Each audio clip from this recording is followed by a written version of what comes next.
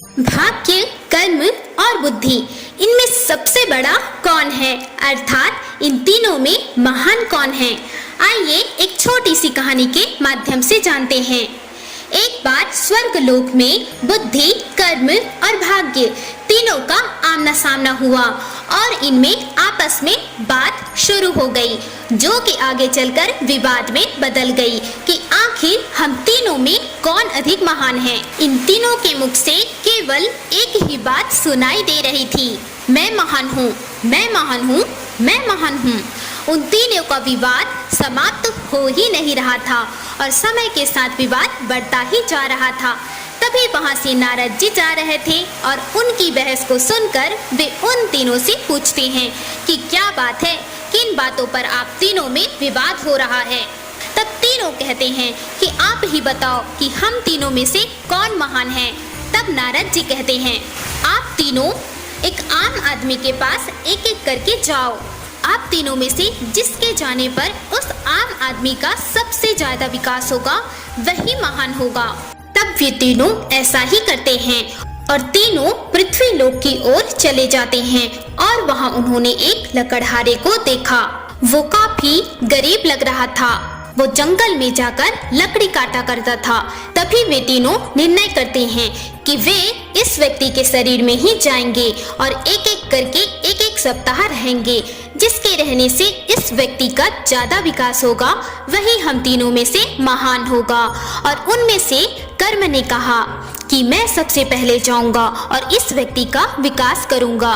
और ऐसा कहकर कर्म उस लकड़हारे के शरीर में समा गया। कर्म के आने पर मानो उस लकड़हारे की शक्ति दुगनी हो गई थी और उसने रोज से ज्यादा लकड़ी काट ली, पर उस लकड़ी को वो उठा नहीं पा रहा था क्योंकि वे उसके हाथ में आ ही नहीं रहे थे। और रोज की तरह ही वो उतनी ही लकड़ी बाजार ले जा पाया जितनी की वह रोज ले जाया करता था और उसे उतने ही पैसे मिले जितने की मिला करते थे।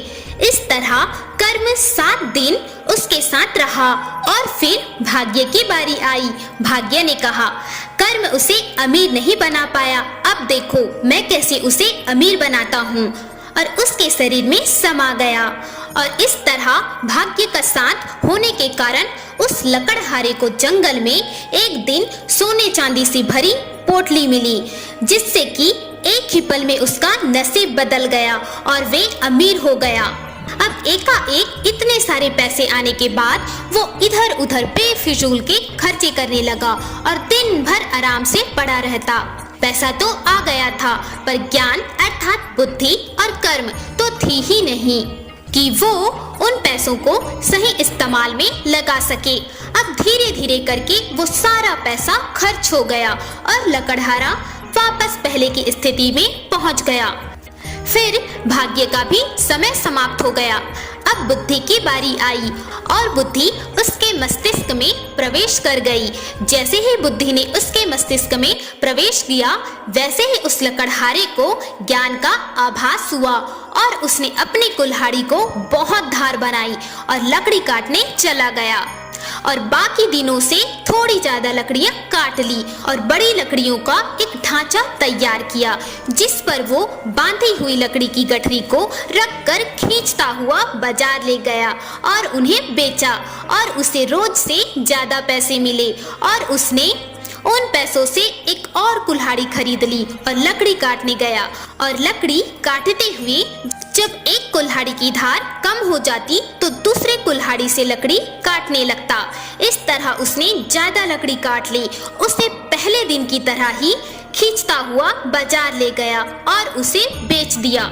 इस तरह वह रोज ऐसा करने लगा। इस तरह उसका विकास होने लगा और उसके पास धन भी आने लगा और उसकी गरीबी भी दूर हो गई। इस तरह बुद्धि का भी एक सप्ताह खत्म हो गया। फिर नारद जी आए और नारद जी ने उन तीनों से पूछा। तीनों ने सारी बात बताई।